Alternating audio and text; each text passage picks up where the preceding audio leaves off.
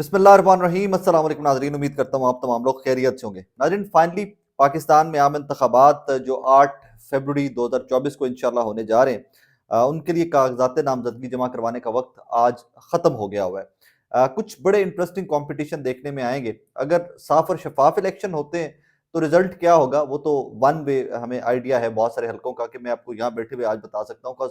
लाहौर में ज़्यादा काम करता हूँ, रोड शोज़ ज़्यादा करता हूँ, स्टूडियो में कम बैठता हूँ, सो वहाँ की ग्राउंड रियलिटी क्या है लाहौर के हलकों की, वो बड़ी इंटरेस्टिंग सी सिचुएशन है। कुछ हलकों की मैं आपके सामने रख देता हूँ। सबसे ज़्यादा इंटरेस्टिंग सिचुएशन इस टाइम पे मेरे नज़दीक एक हलके की है और वहाँ पर मेरे फेवरेट उम्मीदवार हैं। इसको बायसनेस कह लीजिए, इसको कुछ भी कह लीजिए, लेकिन yes I am very vocal कि जो मुझे पसंद है मुझे पसंद है, जो मुझे नापसंद है मुझे नापसंद है। सो इस पूरे लाहौर के 14 सीटें जो नेशनल असेंबली की हैं, उनमें से एक सीट है जहां पर मुकाबला देखने का मजा आएगा। और मैं मैक्सिमम कोशिश करूंगा कि मैं उस दिन वो हल्का खुद से कवर कर रहा हूँ, पोलिंग डे वाले दिन भी इंशाल्लाह। वो जनाब हल्का है NA 128। यहाँ से शफकत महमूद साहब MNA हुआ करते थे पाकिस्तान तहरीक इंसाफ के टिकट के ऊपर। ये बड़ा इंटरेस्टिंग हल्का है। इसके ऊपर शफकत महमूद साहब भी जीता करते थे, नीचे डॉक्टर मुराद राज साहब भी जीता करते थे। ये बड़ा गुलबर्ग और ये बड़े साफ सुथरे एरियाज जो हैं लाहौर के, ये इसमें आते हैं सारे। और ये बड़ा सेफ हल्का कंसिडर किया जाता है पाकिस्तान तहरीक इंसाफ का, जिस तरह N 130 का मुस्लिम लीग नून के लिए कंसिडर किया जाता है, जहाँ से डॉक्टर यासमीन राशिद साहब लड़ती हैं, नवाज शरीफ साहब लड़ते हैं, उसको बड़ा सेफ हल्का कंसिडर किया जाता है नून लीग का। इसी तरह NA 128 जो है, ये तहरीक इंसाफ के लिए बड़ा सेफ हल्का कंसिडर किया जाता था। बार बार तहरीक इंसाफ यहाँ से जीतती है कि माजी के इलेक्शन में। अब इसमें सलमान अकरम राजा साहब बड़े सीनियर एडवोकेट हैं, वो मद्दे मुकाबिल होंगे शफकत महमूद साहब के, और हाफिज नुमान साहब होंगे मुस्लिम लीग नून के। सलमान अकरम राजा साहब पाकिस्तान तहरीक इंसाफ के टिकट के ऊपर है। शफकत महमूद साहब का भी कोई पता नहीं है, उन्होंने कागजात नामजदगी तो जमा करा दिए, होम्योपैथिक से ट्वीट कर दी है उनके ऊपर, लेकिन उससे ज्यादा उनका कुछ पता नहीं है। आगे चलिए तो NA 129, यहाँ से हमाद अजहर साहब जीते थे, मेहर इश्तियाक साहब हारे थे। मार्जिन बहुत माइनर था, बहुत कम था, लेकिन मेहर इश्तियाक साहब नून लीग के टिकट के ऊपर हारे थे। यहाँ पर NA 129 से मैं अब भी आपको सेफली कह सकता हूँ कि हमाद अजहर अच्छे खासे, जो पिछला मार्जिन था, जितनी लीड से पिछली दफा जीते थे 18 का इलेक्शन, उससे कहीं ज्यादा लीड से हमारे इधर इस दफा जीतेंगे। कैंपेन करें या ना करें, कैंपेन तहरीक इंसाफ के लिए इररेलेवेंट हो चुकी हुई है। तो यहाँ से हमारे इधर बड़ा सेफली निकल जाएंगे, क्योंकि मेहर इश्तियाक साहब के बारे में 18 के शो में भी, टीवी के शो में एक में कहा था मैंने, कि मेहर इश्तियाक साहब कहते हैं कि जनाब वोट मुझे नहीं दिया हुआ, तुमने वोट तो शेर को दिया हुआ है। तो जाओ रायविंड जाके जाती उमराला ने पूछो मैंने क्यों वोट मेरे को किया जाते हो काम करान। और ये जुमले ने उनकी कैंपेन को बहुत डैमेज किया था, क्योंकि वो खुद पब्लिकली ये कहते थे एट दैट टाइम। NA 130 सबसे बड़ा मुकाबला लाहौर की सीट के ऊपर यहां पर होने जा रहा है। NA 130 बार बार मुस्लिम लीग नून जीती हुई है, जिसको भी यहां से टिकट मिला नून लीग ने, वो सेफ मार्जिन से निकल गए हैं। इस दफा पहली दफा हालात इस सीट के ऊपर बदलेंगे, और वो भी तहरीक इंसाफ की वेव, और जो वोट बैंक उनका बड़ा है, 18 साल से जो वोटर बड़ा हो गया हुआ है, जो 18+ हो गया हुआ है, जो उनकी वो वेव चलेगी, उस वेव में यहाँ के हालात वाकयात बदलने के बहुत कवी इम्कान मौजूद हैं। यहाँ से जनाब इलेक्शन लड़ेंगे नवाज शरीफ साहब मुस्लिम लीग नून से, और उनके मद्दे मुकाबिल होंगी डॉक्टर यासमीन राशिद साहिबा, जो जेल में है, वो पाकिस्तान तहरीक इंसाफ के टिकट पर इस हल्के से इलेक्शन लड़ेंगी, अगर तब तक प्रोसेस कंप्लीट होता है, क्योंकि बहुत सारे अभी रखने डाले जा सकते हैं पाकिस्तान तहरीक इंसाफ के लिए। मैं बार बार ये भी कह रहा हूँ कि अभी बहुत सारे इम्तहानात पाकिस्तान तहरीक इंसाफ के लिए और भी हैं। अभी तो पार्टी नहीं है, तो ऐसा सच फिर आज़ाद होगा कंपटीशन, या वो कहानी अब आगे चल के समझ आएगी। लेकिन अभी तक के पाकिस्तान तहरीक इंसाफ के उम्मीदवार ये हैं।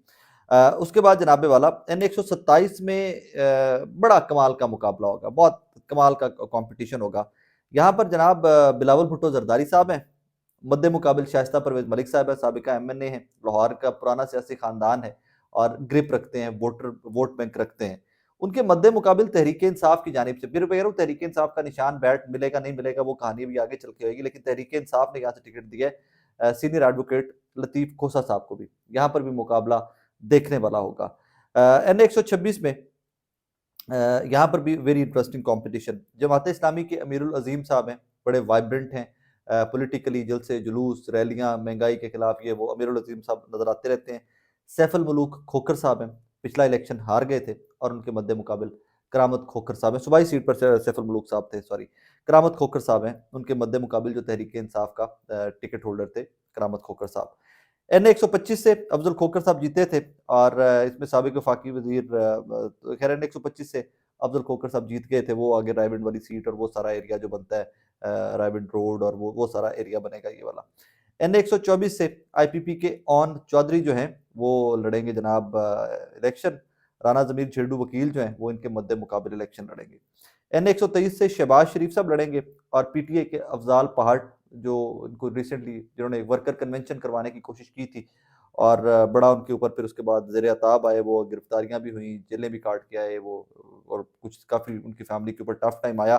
शहबाज शरीफ का सेफ हल्का है, तला बरकी इसमें शहबाज शरीफ को रिप्रेजेंट करते हैं, इस हल्के में बड़ा एक्टिव रहते हैं। शहबाज शरीफ के लिए ये सेफ जोन है यहाँ पे।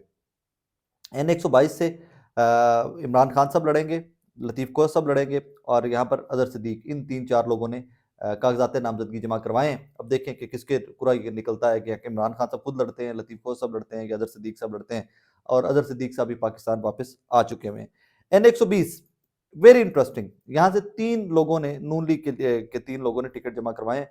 मरियम नवाज साहिबा, ख्वाजा साद रफ़ीक साहब, अयाज सादिक साहब और अता तारड़ साहब ने भी यहाँ से कागजात नामजदगी जो हैं जमा करवाए हुए हैं। मेरी इत्तलात ये हैं कि यहाँ से आज सनम जावेद खान साहबा के भी कागजात नामजदगी जमा करवा दिए गए। सो मुमकिनात में से कि इस नेशनल असम्बली के ऊपर सनम जावेद साहबा का मुकाबला मरियम नवाज साहबा हों, लेकिन उसके चांसेस बहुत कम हैं। वो उसकी वजह क्या है सनम जावेद साहबा वाली, वो मैं आगे चल के आपको बता देता हूँ कि जिन सीटों के ऊपर पहले से डिसीजन हो चुका है तहरीक इंसाफ का उम्मीदवार कौन कौन होगा, उनके ऊपर कोई बहुत ज़्यादा रद्दोबदल नहीं होगा। इस दफ़ा ये मैं आपको इन्फॉर्मेशन बेस्ड बता रहा हूँ कि उनके ऊपर बहुत ज़्यादा रद्दोबदल नहीं होगा, और जहाँ पर बहुत लोग छोड़ गए जो तहरीक इंसाफ, वो जो सीटें खाली हैं उनके ऊपर नए डिसीजन होने, और वैसे भी सनम जावेद साहबा हो जाएँ या तैयबा राजा साहबा हो जाए, उनको रिजर्व सीट्स के लिए नॉमिनेट कर दिया जाएगा तहरीक इंसाफ की जानिब से, जो भी आगे से उनका मामला आगे आएगा।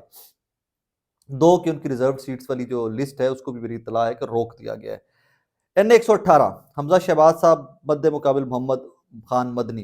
पुराना मुकाबला, मोहम्मद खान मदनी साहब ने तब भी ये बीड़ा उठाया था हमजा शहबाज के खिलाफ लड़ने वाला, कि जब कोई बंदा नहीं लड़ रहा था। लेकिन अब मैंने रिसेंटली कुछ 15-20 दिन पहले इस हल्के से 1-2 शोज रिकॉर्ड किए थे, तो वहां पर हालात वाकयात भी बदले हुए हैं।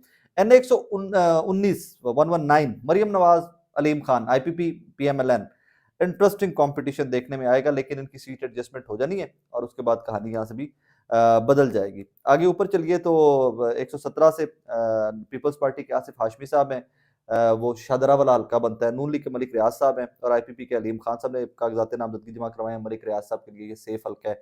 आसिफ हाशमी साहब की यहाँ पे दाल कोई ज़्यादा गलती नज़र नहीं आती, ना अलीम खान साहब की। मलिक रियाज साहब इस हल्के से बार बार शाहदरा वाले हल्के से PMLN के टिकट के ऊपर MNA बन चुके हैं पहले भी, और इनके नीचे ख्वाजा साहब भी नीचे MPA बन चुके हैं, यहाँ से मुशीर सेहत रह चुके हैं। ये अभी इनिशियल फेज है, 2-3 फैक्टर्स हैं, उनको ज़रूर जहन में रखिएगा। तहरीक इंसाफ के जो थी ना मखसूस नशिस्तों वाली लिस्टें, वो मैं अभी कहीं पढ़ रहा था कि वो रोक दी गई हैं, वो लेने से इनकार कर दिया इलेक्शन कमीशन ने। अभी उसकी कन्फर्मेशन भी थोड़ी देर तक आ जाएगी कि वो व्हाट एक्चुअली हैपेंड। लेकिन ये बड़े इंटरेस्टिंग कंपटीशन होंगे, बड़ा इंटरेस्टिंग इलेक्शन होगा, और इसमें मज़ा आएगा देखने का कि जनाबे वाला कैसे कैसे छोटे छोटे नाम जो बिल्कुल सियासत में नई एंट्रियां थी, बच्चे बच्चे नौजवान जो थे, वो बड़े बड़े बुर्ज उल्टाएंगे और आप ये तमाशा देखेंगे अगर इलेक्शन फ्री एंड फेयर होते हैं। मैं बार बार कह रहा हूँ, ये तमाम एनालिसिस, ये तमाम डिटेल्स, ये तमाम चीज़ें, तमाम इन्फॉर्मेशन तभी वैलिड होगी कि अगर इलेक्शन फ्री एंड फेयर होंगे, और अगर फ्री एंड फेयर नहीं होने तो आपने बेशक आप इमरान खान साहब के मुकाबले के ऊपर कोई लोकल वहाँ से कौंसलर खड़ा करके इमरान खान साहब को हरा दीजिए। अगर आपने रिजल्ट ही बदलने हैं, वोट नहीं डालने देना, तो फिर तो मुमकिनात में से हर चीज़ भी, फिर तो कोई कहानी ही नहीं है। सो इसमें एक और चीज़ के साबिका वफाकी वजीर हैं, बड़े सीनियर पॉलिटिशियन हैं, मोहम्मद अली दुरानी साहब ने रिसेंटली रिकन्सिलिएशन की कोशिशें भी करते रहे, पैगाम इधर से उधर, उधर से इधर। वो कहते हैं कि जनाबे वाला मौजूदा इलेक्शन के सिनेरियो ने 1977 की इलेक्शन कैंपेन याद करवा दी है, या 1977 का बदनाम ज़माना इलेक्शन जो है वो याद करवा दिया हुआ है। और अगर पंजाब इंतजामिया जिस तरह प्री पोल रिगिंग कर रही है, ये मामला इसी तरह चलेगा, तो 1977 वाला इलेक्शन बहुत पीछे रह गया भाई, चीज़ें उससे बहुत आगे चली गई। मैं इसके ऊपर तबसरा भी नहीं करना चाहता, मेरा दिल दुखता है कि इसके ऊपर बात करते हुए, मेरा दिल दुखता है क्योंकि इसके नतायज जो थे वो बहुत भयानक होंगे, बहुत घटिया किस्म की पिक्चर मुझे वो नज़र आती है। अल्लाह ना करे कि कभी उस तरह के हालात वाक़यात बने। फ्री एंड फेयर इलेक्शन हो, जहाँ लोग डालना चाहते हैं वो लोग इलेक्शन डालें, जो हुकूमत बना सकेगा कल को वो हुकूमत बना लेगा, and that is what democracy is all about. But let's see what happens, जो होगा फर्दर, जो मुझे ये इंटरेस्टिंग लगा कि ये मेरा बड़ा ये जो सीट्स है ना और उसके ऊपर उम्मीदवारान है, ये मेरा बड़ा फेवरेट सब्जेक्ट है जर्नलिज्म के अंदर, और यही मैं इस पे बहुत मेहनत करता हूँ, इस पे बहुत काम करता हूँ। सो आई जस्ट थॉट कि इसके ऊपर मेरा क्या क्या व्यू है, मुझे क्या लगता है कि कौन कौन यहाँ से सेफ है और कौन कौन सेफ नहीं है, वो आप तक पहुँचा दूँ। अपना बहुत सारा ख्याल रखिए।